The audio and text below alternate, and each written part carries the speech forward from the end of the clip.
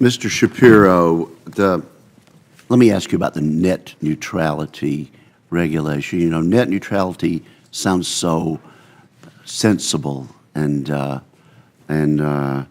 harmless, and yet actually what it means is that instead of the light touch approach to FCC regulation of broadband that we had before 2015, under net neutrality, it's now reclassified under an outdated Title II regime, more like a utility or a telecommunications service. The advocates of so-called net neutrality rules say that this is necessary to advance internet openness. Give us your views on this, and how can we advance this openness without relying on Title II regulation? Thank you for that question, Senator Wicker. I've been engaged on this issue a long time as a request to the FCC to develop principles encouraging broadband investment and broadband competition. And that was the status quo for many, many years. I believe it was under Chairman Powell at the FCC, and said, here's what we're trying to accomplish. We're not issuing a rule. We're not doing anything, but this is generally good principles that folks follow. And it was followed, and there was no real harm done that anyone could talk about. And then I think it was candidate Obama made a promise, and his appointed FCC chair felt obliged to follow up on it. And it ended up in, frankly, 8 years of a lot of lobbying and political capital. But I think the goal really here is a shared goal of everyone. We want to promote innovation. We want our consumers to get service in broadband. We want competition in broadband. You know, we have great broadband in the United States, but the fact is in Europe they have lower prices because they have a lot more competition than we do. So how do we get companies to invest in broadband?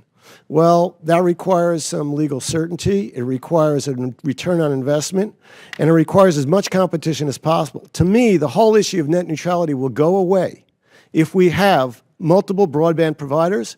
They say what they're going to do. Consumers can get out of their contracts if they change what they're doing, and there's real competition. And that should be our goal as a nation. Fast broadband, competition, lower prices. And that's something I think that should be the national goal, because otherwise we're going to have a very divisive battle over net neutrality when basically people agree on the results, which is consumers having access to what they want to have access to on the internet.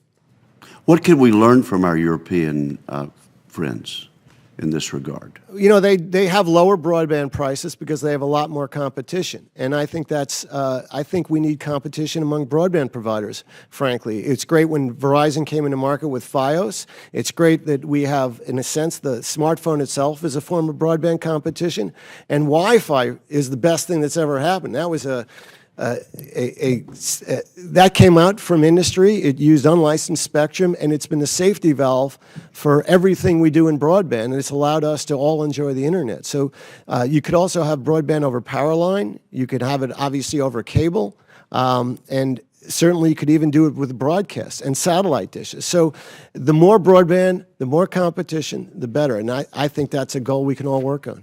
Thank you very much. Mr. Gerard, you touched on commercial vessel incidental discharge, VITA, in your testimony. Can you expound on how ballast water discharge regulations impact your industry and impact the economy? Well, thank you, Senator, for the question, and let me thank the committee on a bipartisan basis for your leadership on this issue. This is, in our mind, a perfect example of ways that we need to oversight the regulatory processes. Under the vessel incident discharge, as you know, we had 2 federal entities. We had a global international standard and 20 different state standards. So until the committee intervened in this process, we were trying to comply with all. You can imagine in our business trying to ship product all around the country and all around the world. We're moving throughout these jurisdictions almost on a daily basis.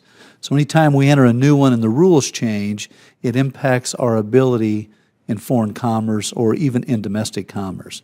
So your efforts to consolidate that, to make the U.S. Coast Guard the lead on this, to push other agencies like the EPA to work with the Coast Guard in a single uniform standard is critically important because it does impede commerce. It has direct impacts on our ability to bring energy to the marketplace, like I say, both domestically and internationally. Thank you for your leadership. And thank you, Mr. Chairman.